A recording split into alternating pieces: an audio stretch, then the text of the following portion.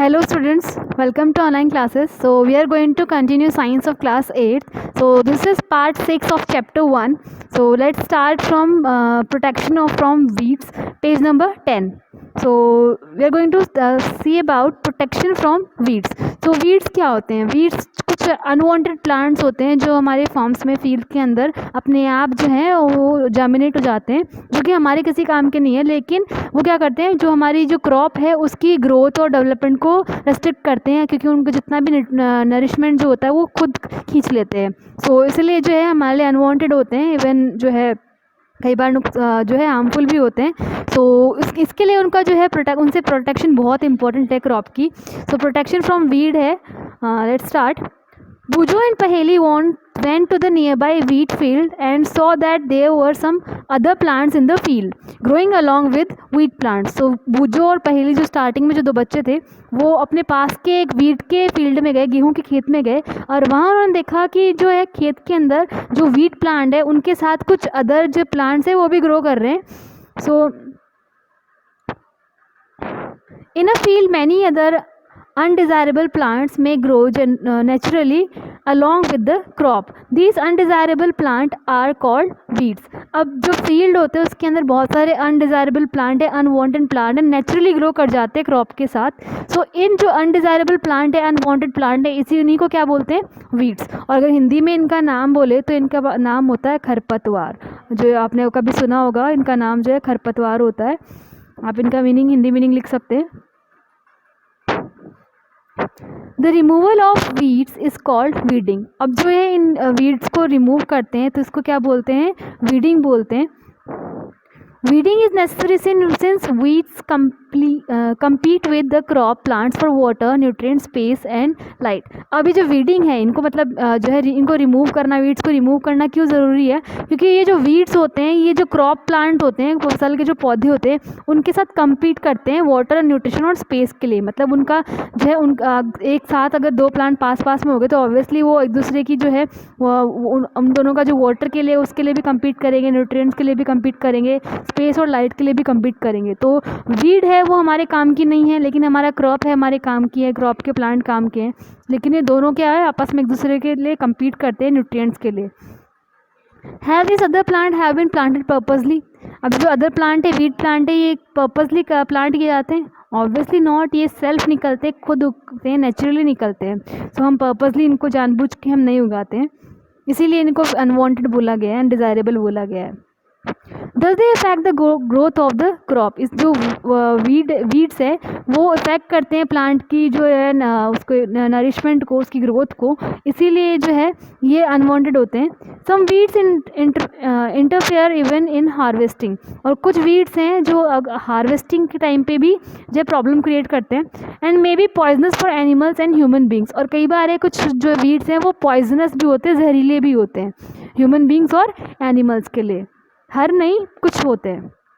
Farmers adept many ways to remove weeds and control their growth. Farmer से बहुत अलग अलग तरीके के जो है वेज हैं वो अडेप्ट करते हैं, अपनाते हैं, ताकि जो है वीड्स को रिमूव कर सके और उनकी ग्रोथ को कंट्रोल कर सके। Tilling before sowing of crops help in uprooting and killing of weeds. अब जो सॉइल है उसको पलटा जाता है, टिलिंग की जाती है। टिलिंग करना मतलब पलटना, सॉइल को पलटते हैं क्रॉप लगाने से पहले, प्रिपरेशन ऑफ सॉइल के टाइम पे। वो भी इसीलिए होता है ताकि जो वीड्स हैं उनकी जो है वो अपरूट हो जाए, वो उखड़ जाए, और जो है उनको वीड्स को मार दिया जाए उससे, मिट्टी को पलट के।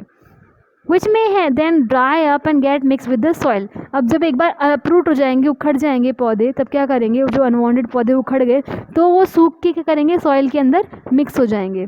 The best time of the removal of the weed is before they produce flowers and seed. अब उन वीड्स को निकालने का सबसे अच्छा टाइमिंग कौन सा होता है? जब वो फ्लावर और सीड नहीं दे पाते, जब तक उनमें फ्लावर सीड नहीं आता, तो उससे पहले अगर हम उखाड़ लें उनको, उनसे पहले अगर हम उनको फील्ड से हटा दें तो वो बेटर है। क्योंकि एक बार में फ्लावर और सीड आ गए तो अपने जैसे दूसरे प्लांट प्रोड्यूस कर देंगे वो।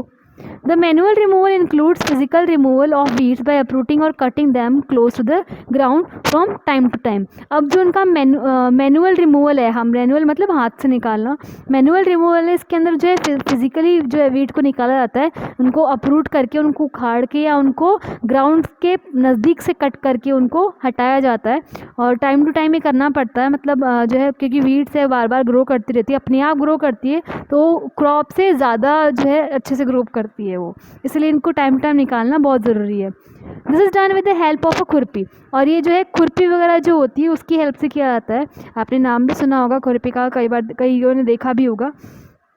अ seed drill is also use to uproot waste, और इसके अलावा जो है सीड ड्रिल जो होता है, जो हमने देखा था जो ड्रिल उसमें सीड जो सोइंग है उस टाइम पे जो हमने मशीन के बारे में पढ़ा था, सीड ड्रिल, उससे भी जो है वीड्स को अपरूट किया जाता है।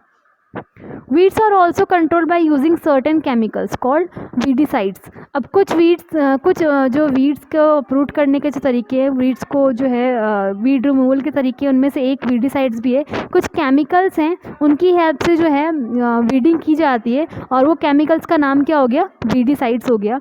लाइक 2,4-D, और इसका एग्जाम्पल है एक 2,4-D। These are spread in the fields to kill the weeds. अब ये जो है फील्ड के अंदर स्प्रे किए जाते हैं ताकि जो वीड्स हैं उनको किल कर सकें।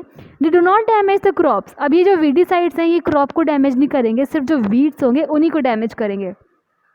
The weedicides are diluted with water to extent required and spread in the field with the sprayer. अभी क्या करते हैं, जो वीडिसाइड्स हैं उनको वाटर के साथ डाइल्यूट किया जाता है, वाटर के साथ घोल दिया जाता है और पतला कर लिया जाता है। डाइल्यूट करना मतलब पतला करना, वाटर के साथ जितना चाहिए उतना डाइल्यूट कर लिया जाता है, और उसको जो है स्प्रेयर की हेल्प से खेत के अंदर स्प्रे कर दिया जाता है। सो आप यहाँ पिक्चर देख सकते हो, जो है यहाँ पे एक जो है इक्विपमेंट रहता है जिसके अंदर पानी मिला के जो है वीडिसाइड फिल कर लिया जाता है, और ये जो है स्प्रे है इसके नोजल से स्प्रे होके ये खेत में छिड़का जाता है ताकि अच्छे से वहाँ पे जितने भी वीड्स हैं उन पे जाए और उनको जो है डिस्ट्रॉय कर दे। As already mentioned, the weedicides are sprayed during the vegetative growth of weeds before flowering and seed formation. अब हमको पता, जैसे हमने ऊपर पढ़ा था, जो जितना भी ये weedicides जो है स्प्रे करेंगे, मतलब जो वीडिंग का काम होगा, वो जो उसका वेजिटेटिव ग्रोथ होती है, वीड जब बढ़ रही होती है, उसमें फ्लावर नहीं आए होते हैं, सीड नहीं बन रहे होते हैं, उससे पहले ही ये जो है वीडिसाइड जो है छिड़के जाते हैं। स्प्रेइंग ऑफ वीडिसाइड में effect the help of farmers. अब जब ये जो वीडिसाइड से जब स्प्रे किए जाते हैं तब ये कई बार है फार्मर्स हैं उनकी हेल्थ को हार्म करते हैं। So they should use these chemicals very carefully. So इसीलिए हमको इन केमिकल्स का बहुत आराम से ध्यान से करना होता है। They should cover their nose and mouth with piece of cloth during spraying of this chemicals. अब जब ये केमिकल्स खेत में जब फार्मर्स छिड़कते हैं तो अपना नोज़ और माउथ है वो अच्छे से कपड़े से कवर करते हैं ताकि जो है उनकी हेल्थ पे कोई इफेक्ट ना पड़े इन वीडिसाइड्स का। Do weedicide have any effect on the person holding the weedicide sprayer? अब जो पर्सन वीडिसाइड स्प्रेयर यूज़ कर रहा है उसकी हेल्थ पे इफेक्ट करेंगे ये वीडिसाइड्स। ऑब्वियसली अगर वो उसके कांटेक्ट में आता है, वीडिसाइड्स के कांटेक्ट में आता है, तो ऑब्वियसली केमिकल के कांटेक्ट में आ रहा है, क्योंकि वीडिसाइड्स केमिकल से बन रहे हैं, तो उन केमिकल्स के कांटेक्ट में अगर आएगा तो ऑब्वियसली उसकी हेल्थ को हार्म करेंगे। Next is harvesting. हार्वेस्टिंग मतलब फसल काटना, फसल की पैदावार लेना, इसका मीनिंग होता है harvesting.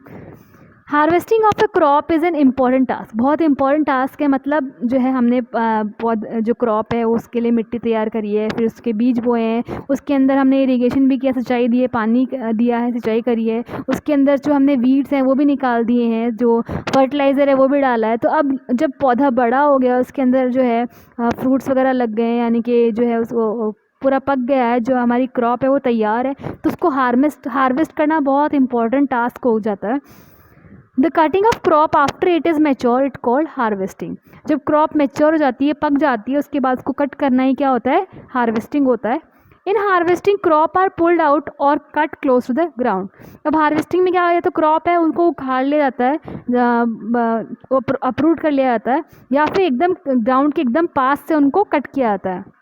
It usually take 3 to 4 months for a cereals crop to mature. So normally 3 से 4 मंथ में जो है cereal की क्रॉप्स है, अनाज की जो फसलें हैं वो पक जाती हैं, मतलब उनमें बीज बोने से लेकर पूरा जो है पक जाने तक, बीज उसमें नए जो है बीज आने तक, उसमें पूरा जो है ये है 3 to 4 मंथ में होता है, मैच्योर होती है जो क्रॉप है। यहाँ पे हमारे पास पिक्चर दे रही है सिकल की और कंबाइन की, इनके बारे में देखेंगे ये क्या है। First read this. After harvesting, sometimes stubs are left in the field which are burnt by farmers. Paheli is worried. She knows that it causes pollution. It may also catch fire and damage the crop lying in the fields. अब जो हमने जो है कई बार देखा होगा कि जो खेत हैं उनके अंदर जो स्टब्स हैं थोड़े से, जो अब ग्राउंड के नज़दीक से जब हार्वेस्टिंग करते हैं, ग्राउंड के नज़दीक क्रॉप को काट लेते हैं, तो कुछ हिस्सा है जो उसका खेत में बच जाता है, उसको बोलते हैं स्टब्स। उसको बोलते हैं स्टब। जो कुछ हिस्सा खेत में बच गया उसको क्या करते हैं, कई फार्मर्स जला देते हैं।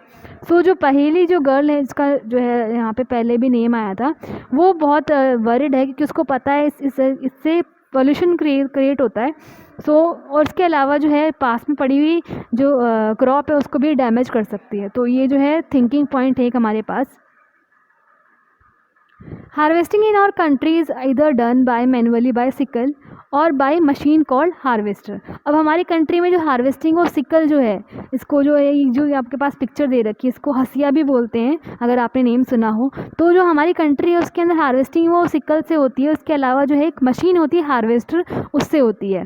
इन the harvested crop the grain seeds need to be separated from the chaff. अब जो हार्वेस्टेड क्रॉप होती है, जितनी भी फसल है वो काटी है, उसके अंदर जो सीड और जो उसका सीड स्टॉक है, जो उसका बचा हुआ जो हिस्सा है पौधे का, जिसको हम जब बोलते हैं, मतलब थोड़ा सा कचरा जो होता है, लीव्स जो ड्राइड लीव्स जो उसके अंदर बच जाती हैं, दाने के ऊपर कवर बच जाते हैं, तो उनको जो दाने से ग्रेन से अलग करना बहुत इंपॉर्टेंट होता है।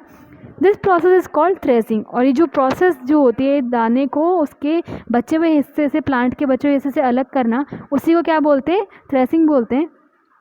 This is carried out with the help of a machine called combine.